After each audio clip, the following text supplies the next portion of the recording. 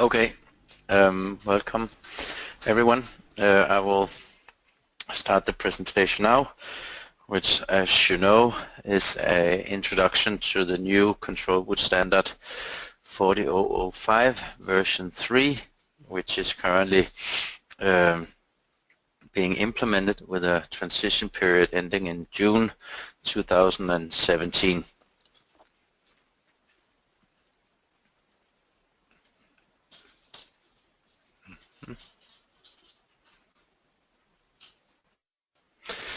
So we will be looking at a brief introduction to the standard itself, a little bit about the background and the objective and scope of the standard, and we will be looking at the transition process which is currently ongoing.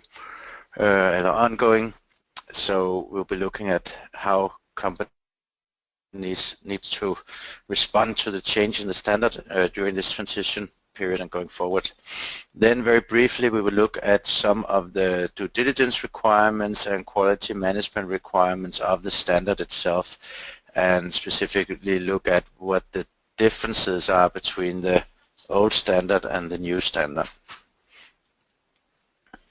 We will also be looking at some of the key steps to getting certified.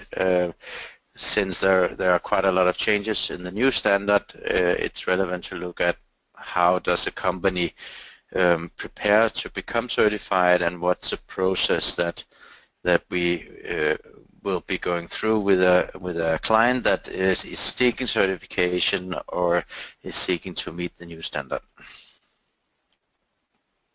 So first, a brief introduction to the standard itself.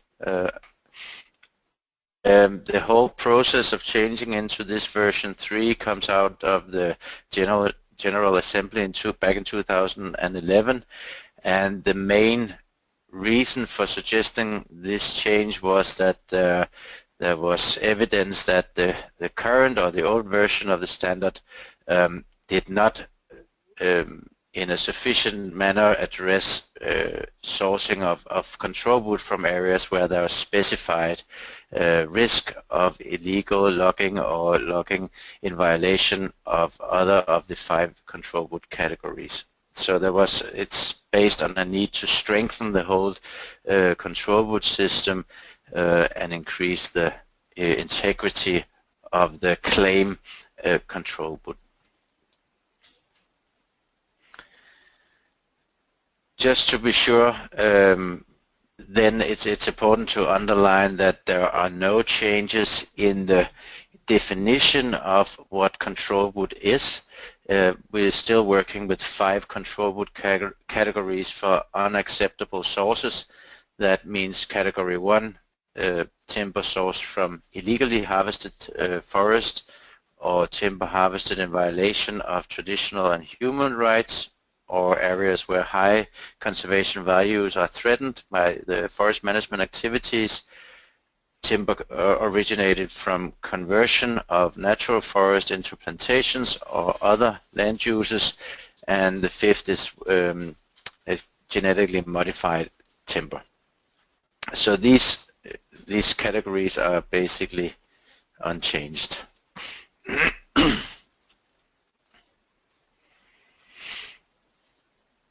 So we still work also with 2 standards. We have the FSC standard 30010, which regulates or have requirements for forest level verification of the control boot standard, and then we have the 40005, which is basically a due diligence standard, which allows downstream processing and industry to source timber from controlled sources using a due diligence or risk-based approach. And it's specifically this approach to due diligence and risk-based approach to sourcing that has been strengthened in the new version of the standard.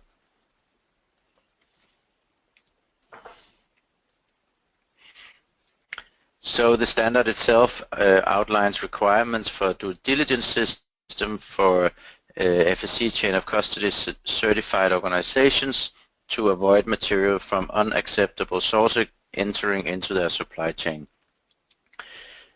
So it's used by the FSC chain of custody certified organizations to source material without a FSC 100% claim does not come from unacceptable sources.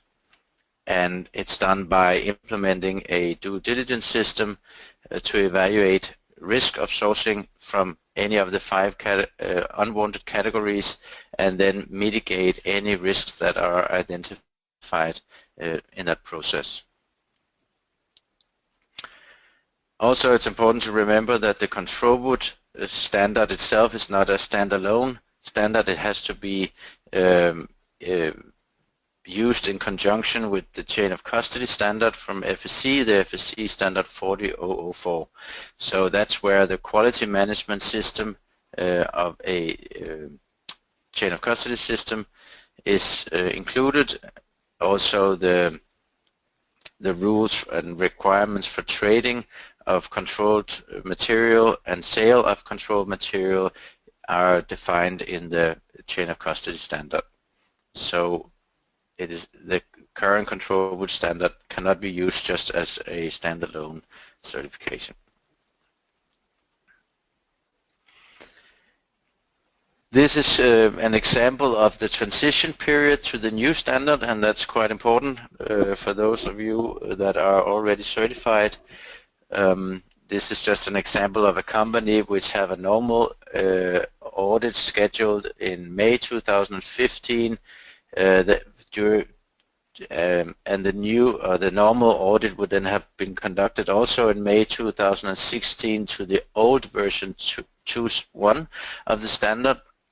And this is a simple example where then the normal audit schedule would be maintained, but the planned audit in May 2017 would then be conducted against version 3 of the standard. And that's important to notice again that the end of the transition period here is 1st of July 2017. So that means that all control wood certified organizations will have to have been evaluated against the version 3 of the standard before that date, and all new audits and assessments will be conducted according to the version 3 of the standard after 1st of July 2017. And again, then there will be another audit in 2018 also against version 3. Another timeline here to notice is the expiry of use of simplified risk assessment, or the old, that is the version 2.1 of the national risk assessment, which will expire in 31st of December 2017. So that means that from 2018 going forward, it will only be the FSC approved national risk assessments that can be used by control wood certified organizations. Here's another example which is a little bit more complicated, where we would have a company with a normal audit schedule with an audit date in December 2015, and then a company that then chooses to be certified against the old version also in this year 2016.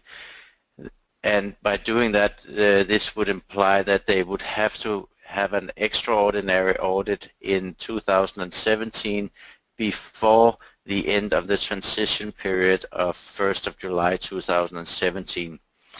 That means then that going forward with the new certificate, that they would have a new audit date, which would then be in June 2018.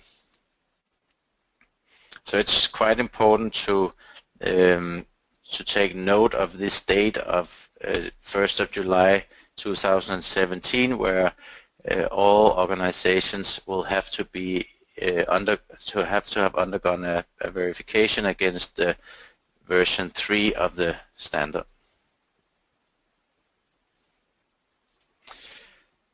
Now I will look a little bit on the due diligence requirements of the standard. So this is the first part of the standard, which contains the general due diligence requirements, which means the risk assessment and the management of risk system.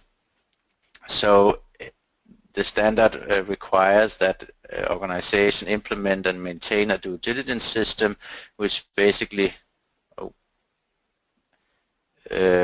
contains 3 key activities, and that is to have access to and obtain information about the source of material and the supply chain of material, which enables them to conduct risk assessment on both the source of material but also the risk of mixing in the supply chain. And the last point is the risk mitigation activities, where risks are specified, then risk mitigation action has to be conducted to mitigate any risks that has been identified. So this is really the key structure of the due diligence system: to have access to information, to assess risk, and to mitigate any risks specified.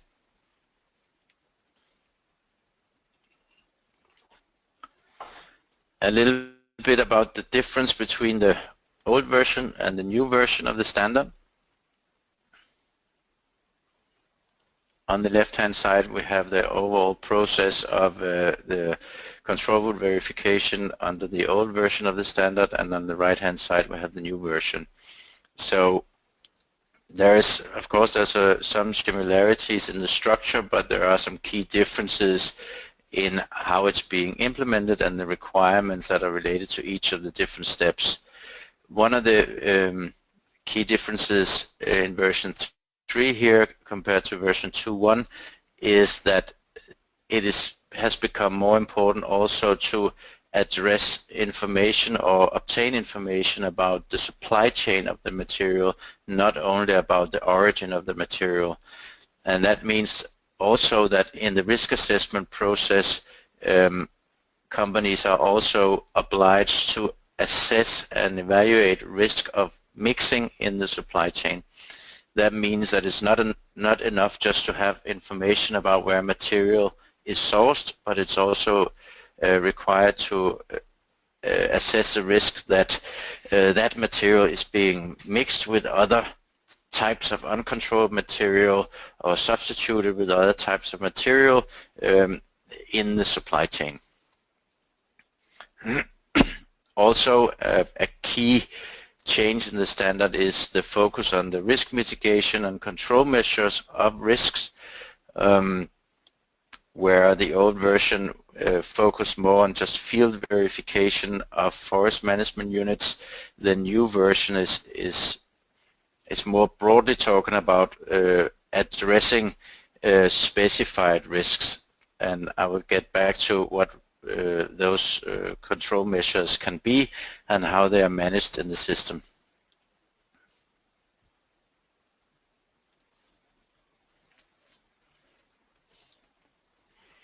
There are some general rules in terms of implementation and maintenance of a due diligence system here. In general, it can be said that organizations are free to develop their due diligence systems themselves, or they can get support by external bodies to help them. Key is that they include all suppliers and sub-suppliers in their due diligence system for the material that is covered by the scope of the control board. So this is, it's really a key to successful control board certification, to be able to map supply chains and identify not only the areas where material is sourced, but also the flow of material through the supply chain.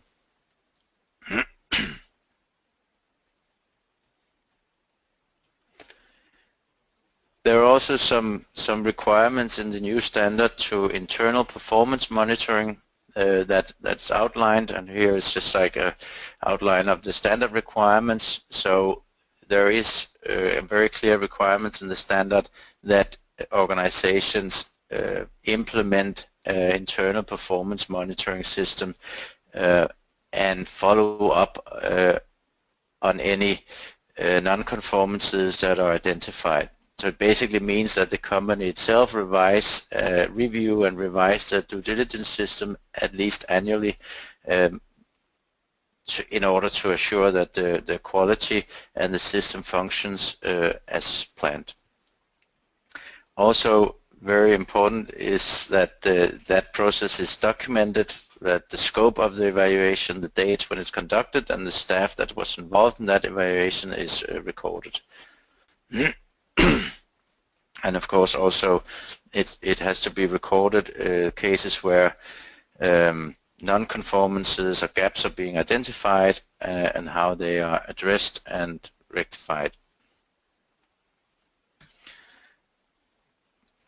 Again, a little bit back to how a due diligence system is structured in general. I talked about that a little bit earlier, but it's clear that the key part of the due diligence system is to have supply chain information and information about the sourcing area.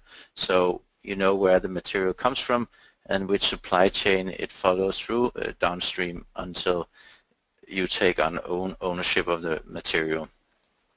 Then, of course, during the risk assessment process, there will be different steps in identifying and specifying the risks of the sourcing area or risks in the supply chain of mixing that needs to be addressed.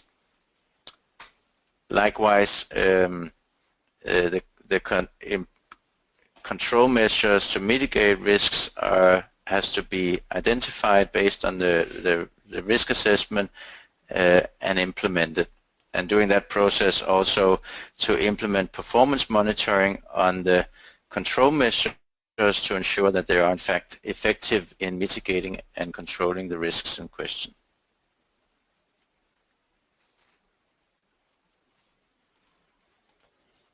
So in terms of information of material, it's important to underline that companies needs to have information about the source of material and the supply chain to a level that allows them to confirm and document the origin of where the material was harvested, and also to assess risks related to origin and the risk related to mixing, and also enough information to allow them to mitigate risks according to Section 4 of the standard.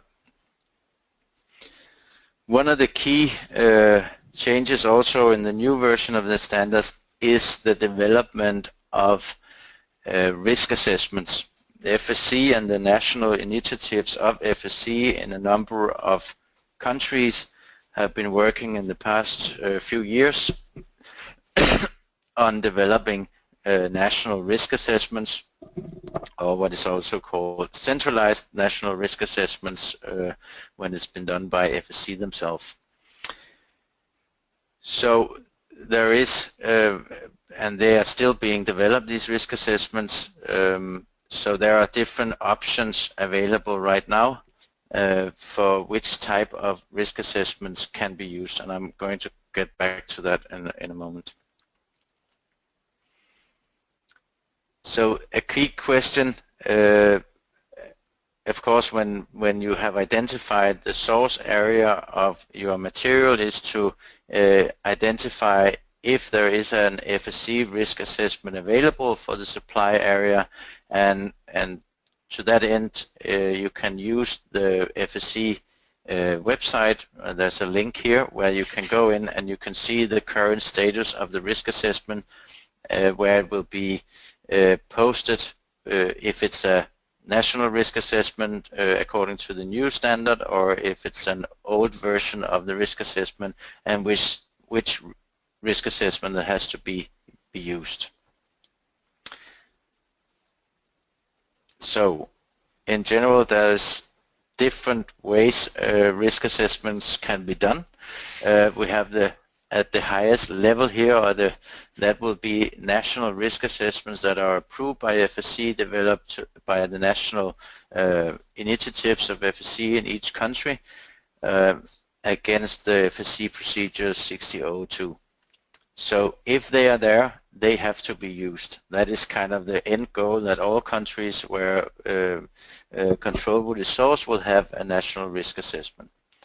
If such a national risk assessment does not exist, there may be what is called a centralized national risk assessment, which is developed by FSC.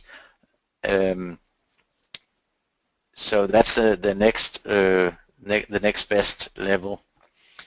If none of these two exist, then the national risk assessment developed according to the old version of the procedures have to be used. That's a little bit a different level of a standard. It does not have the same level of detail as the new national risk assessments.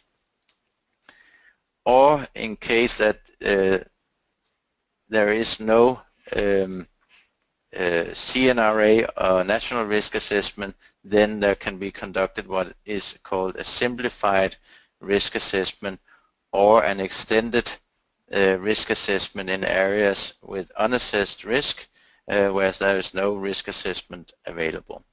So as you can see, it's quite important that in this process that you make sure to assess which risk assessment is available or what has to be done before sourcing from any area. Then there's risk assessment related to the risk of mixing. Sorry.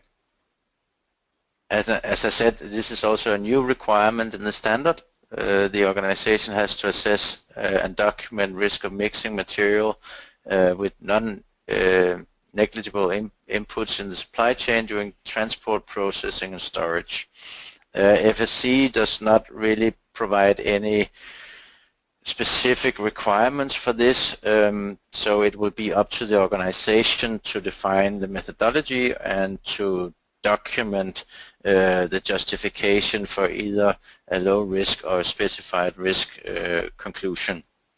And this is of course also something that the certification body will evaluate during the audits.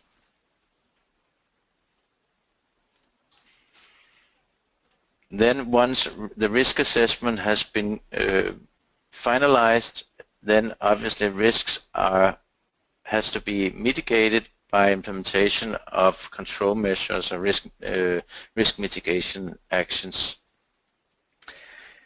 And again here the new versions of the risk assessments have mandatory control measures included in the risk assessments, and they have to be used where they're available.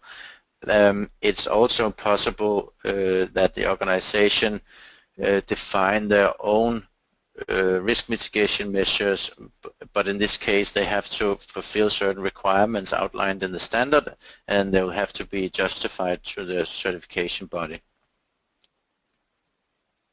So the CB has to evaluate the effectiveness of control measures. Also, stakeholder consultation is required wherever there is sourcing from areas with specified risk in control wood categories 2 and 5. That's related to social conflict and high conservation value forest. But stakeholder consultation may also be a risk mitigation measure in other of the categories. And when stakeholder consultation is used as a control measure, they have to follow specific requirements that is also included in one of the annexes of the standard.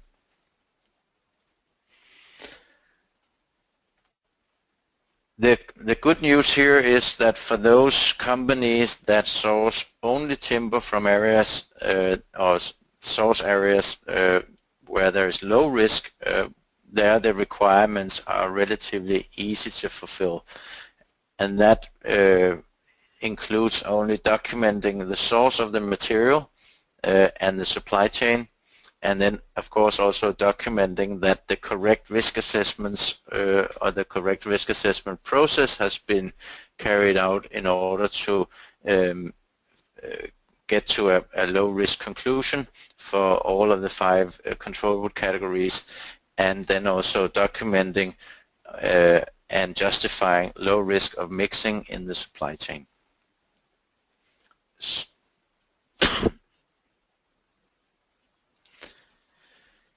The standard also has a second part which relates to quality management requirements. I'm going to go through this relatively fast since this is mostly more generic requirements which most of you will know from other FSC standards.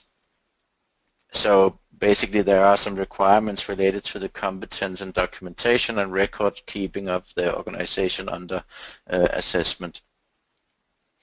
So there is a requirement for management representative have to ensure conformity with the standard and have sufficient authority and access to resources in order to make that happen. Also, there are requirements that staff are aware of the standard requirements as well as have the necessary competencies to enable the due diligence system to be efficiently implemented.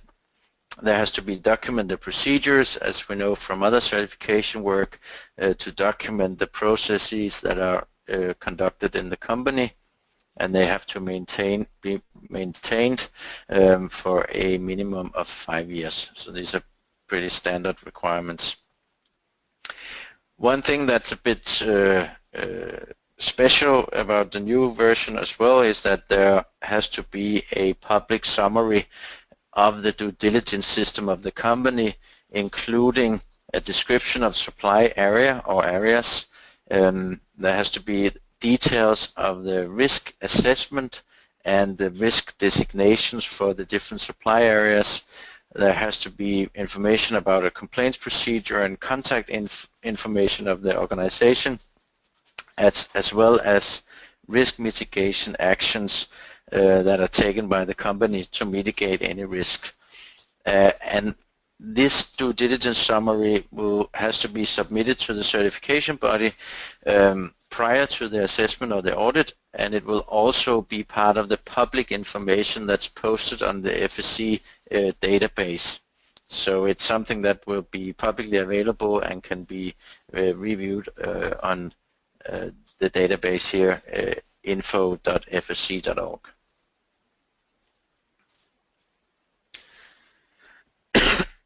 Also, other parts of publicly available information includes the control measures that are implemented and summaries of consultation processes that are performed by the organization as control measures, and any information on the engagement of external experts if that's applicable. So in some cases organizations may have to engage external experts to support them in mitigating specified risk, and this process have then to be included in the publicly available information on the summary of the due diligence system. There are also some requirements for stakeholder inputs and complaints. So these requirements here in Part 7 of the standard does not relate to stakeholder consultation as far as it's being used as a risk mitigation measure, but to be used in any case where there may be complaints or other inputs from stakeholders in the general implementation of the due diligence system. So there are some clear requirements there on the process that have to follow in terms of managing stakeholder inputs or complaints about the system. So that was a very brief overview of the standard itself and the requirements that are in there. Obviously, there is a lot more detail to this than what we can do here in half an hour. But I will now go through a few steps or a few issues that are relevant to organizations that are seeking certification or organizations that are already certified and will need to meet the requirements of version 3 of the standard.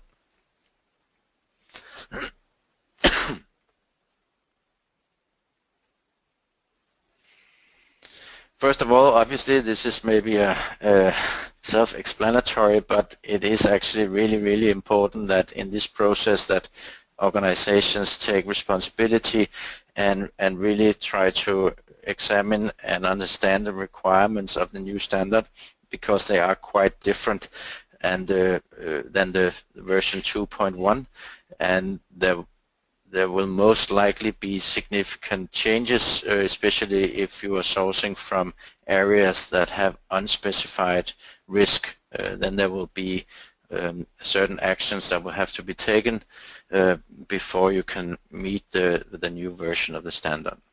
So it's really important as early as possible to review the changes in the standard and the requirements that are applicable to you to make sure that you can start dealing with those changes as soon as possible. Also, in terms of getting certified, in this I showed you this schematic overview of the transition period where you can choose to have audits against the old standard still, but you will have to be evaluated against the new version of the standard before the deadline of the 1st of July 2017. What we do recommend is that if there is doubt about your system or you feel insecure that your due diligence system actually meets the requirements, what we suggest is that we conduct a pre-assessment of your system. That could be desk-based, but it could also be an on-site pre-assessment where we'll provide you with a gap analysis of what we see are the gaps between what you are currently doing and what the new standard requirements. So this would give you an idea of your readiness and ability to meet the new standard before going for a full certification assessment. So this is kind of an opportunity to get a quick review of your system and understand the gaps you have to work on before going for a full assessment. Another thing that's also important for in the assessment process and audit process is that NEPCON and other CBs that are auditing against the new controllable standard are required to conduct consultation with stakeholders using the summary of the due diligence system that the organization has developed. That means that we as a CB has to consult directly with the affected stakeholders at least 6 weeks prior to conducting the on-site assessment of your company, and we have to do that in all the areas from where you source timber with specified risks. So that's quite an important process to include in the planning for an assessment because we have to have the due diligence summary well in advance of the planned date for the assessment, which to enable us to send it out to relevant stakeholders and hopefully also get some feedback on the due diligence summary. And as you remember, the due diligence summary contains information about the risks of the source area and also the actions that are being taken to mitigate risks. So it will allow stakeholders to provide input to us as a certification body if they feel that the mitigation actions are not sufficient. So we need 6 weeks time prior to an assessment to conduct this exercise at least. So also what we suggest is that prior to an on-site audit we evaluate procedures and systems through a desk-based evaluation, even if we do not do a pre-assessment, and that is part of this process of reviewing and consulting on the due diligence summary, but it will also allow us, of course, to evaluate the procedures and your due diligence system to make sure that we have a full understanding of the scope of the due diligence system, and we have full information about the system's functionalities and potential gaps that could be rectified prior to an assessment. And key parts of this obviously is the main procedures of the company, but also the summary of the due diligence system, and here in the bottom part here is a supply chain overview. So that means a list or a map of all suppliers, including the source of material, but also all tiers of suppliers and sub-suppliers in that supply chain. So we have a full supply chain overview before going into the final assessment.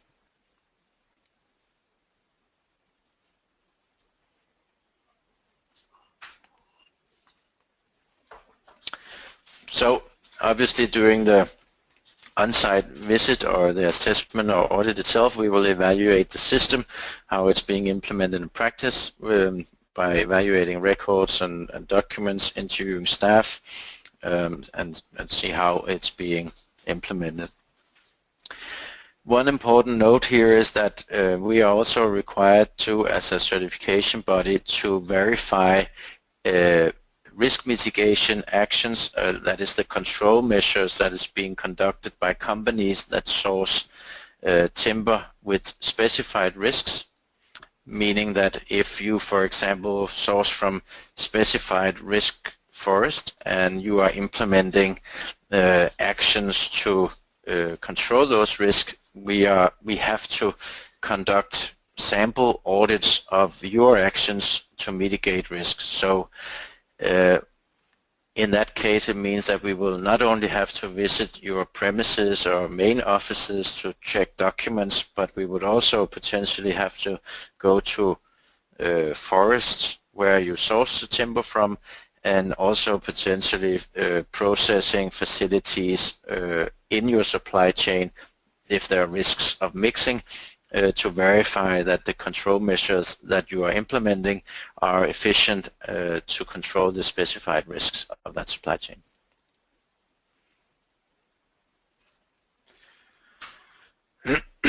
Then, of course, as in other audit situations, we will evaluate the functionality of the system, and we will then issue minor or major corrective action requests. Means that we will identify the issues that we do not feel meet the standards. We will grade them, and we will ask that action is taken to cover those issues before we can issue the certificate. But this will be familiar to most of you. That is already certified. There's no change in this process. So once we have addressed all non-conformances or major non-conformances, then there will be issued a control board certificate, and there will be a public summary of the due diligence system, as I mentioned, which will be published on the FSC website, which is also a requirement of FSC. So that was all for now. As I said, I know that there are a lot of issues here that have not been answered here, but this was a quick introduction to the new standard to try to provide an overview of the key changes and the key features of the new standard. So I would like now to ask if there are any questions or comments. We will record this session and it will be available online, so if you have other staff or other colleagues that would benefit from listening to this, then you can direct them to this.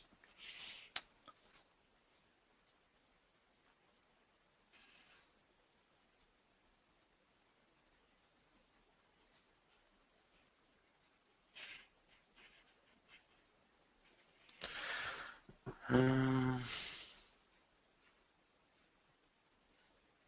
Christian, do you see a Yeah, I question? see the question for Hungary. I don't think there are any current plans to include Hungary in the risk assessment, as far as I know, unfortunately. There are some countries, I mean, we are, NEPCON has been involved in the risk assessment process since 2014, and we have, I think the total number of risk assessments is 55 different countries for all of the categories. But of course, not all countries is included in this. And that means that if there is no risk assessment or no national risk assessment against the new version of the risk assessment procedures, then an existing, the old version national risk assessment can be used. Then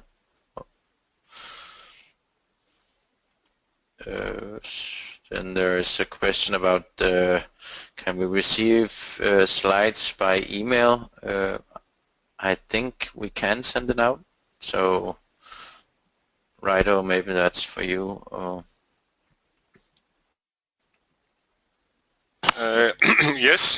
Well, Christian, if you provide these slides, for example, to Rosma, she can send them by email to the persons who would like to have them. Yeah.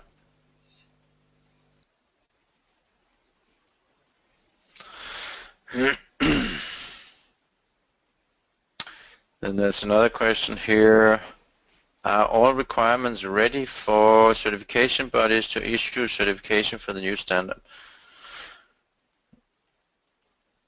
Yes. Yeah, I mean the standard is ready and is in transition. The only thing is that it's not all countries that have the national risk assessment ready, but in those cases there are other avenues to assess risk, either using the old version of the risk assessment or conducting a simplified or an extended risk assessment. So the answer is yes, all the requirements are ready. The differences will be in the level of the detail that's available in the risk assessment. We want to certify us about CB are not helping us to decide. I mean, I don't know. I don't think it's all CBs that has currently been accredited to actually certify against the new version of the standard. Peter, if you are there, you may be able to answer that. But NEPCON was the first organization to be accredited against the version 3 of the standard. And it may be that some other CBs are not there yet, meaning that they do not have the required systems to actually certify against the new standard. Yeah, just a comment. I'm not sure how many. I know that several has passed the accreditation, but I'm not sure how many. I think the CBs can inform themselves about if they are approved according to the new version of the standard.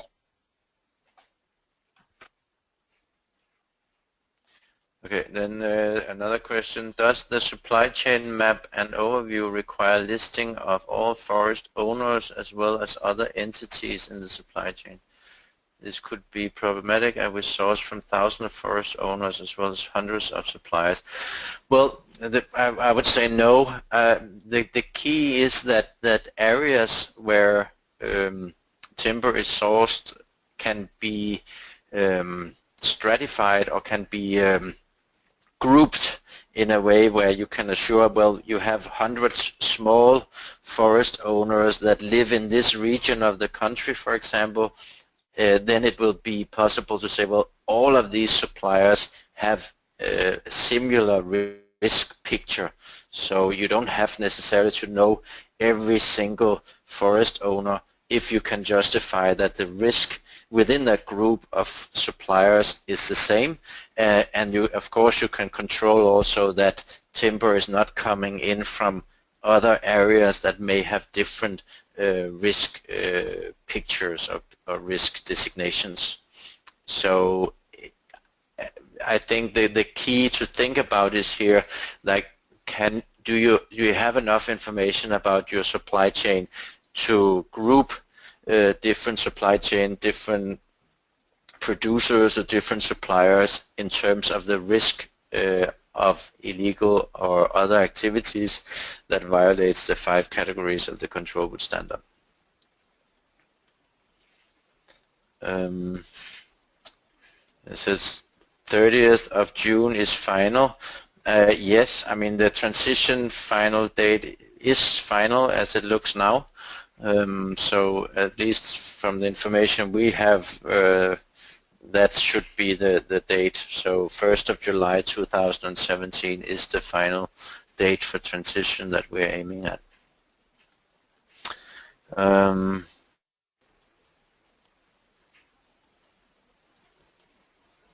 Then there's a comment here. Our feedback is that the guidelines are not ready and the CB cannot issue any certificate until summer next year.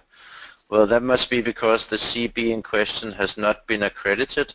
So in principle, they have not done what they should probably have done to ensure that the system fulfills the new accreditation requirements for standard version 3.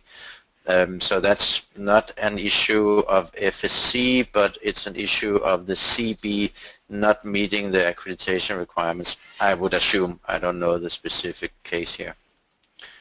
Then there's somebody says that it may be extended. Yes, the transition period may be extended. That is, I don't know that, and I don't know if Peter or Roman has any other information, then please. But I don't, right now it does not look like it. Yeah, I mean, just a comment, any deadline may be extended, but I am not aware of any official communication or not even unofficial discussions about the extension of the deadline. However, we have seen it before, so I will not be totally surprised if it happens. No, we can hope. Then there's a question here, who shall implement control measures in the supply chain? Well, it is the responsibility of the certified organization to implement them, but that does not mean that the suppliers cannot help. So obviously suppliers or forest companies, they can themselves participate in implementing measures to ensure legal or not to ensure compliance with the control board categories. But of course, it is the responsibility of the organization getting certified that these activities are being implemented. But we will have another webinar on the 8th of December, which will actually deal with exactly this issue of the role of suppliers, because we see suppliers as potentially playing a very important role in managing and controlling risk, since they are closer to the source and they will be able to better deal with these issues. Then there's another question, how is it with co-products? Can we, it's very small for me, can we accept them automatically as low risk as long as they have origin in one of the EU 28 countries?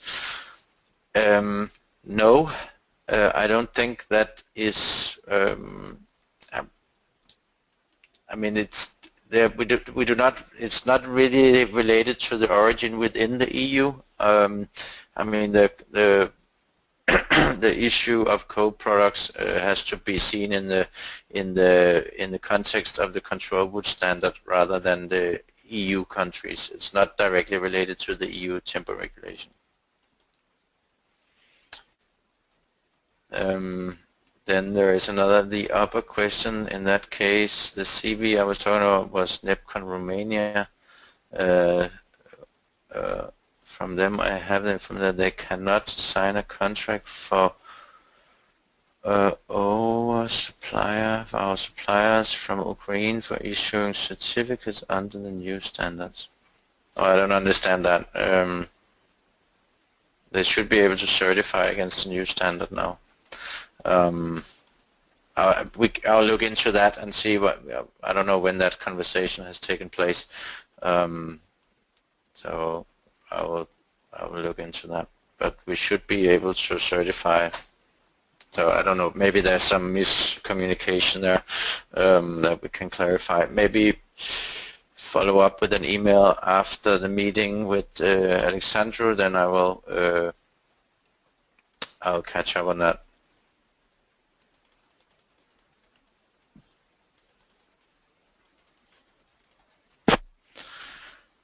I do not see any more questions.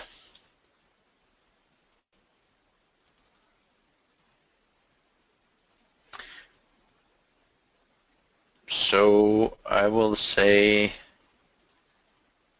thank you for listening and asking questions, and of course I'll follow up on the presentation, and we can send out a PDF version of that so you have it in a copy, and of course if there are other questions regarding certification, please do not hesitate to contact us. I know there's a lot of issues here that can still be unclear, and there's probably a lot of questions still, but please ask when you are in doubt, and we are happy to help as much as we can. So thank you again, and please also see if it's relevant for you to participate in the 2 other seminars that we have scheduled, or webinars that we have scheduled in December. So I will close here. Thank you. Thank you, Christian. Bye. I will close this Bye. webinar now to everybody. Bye.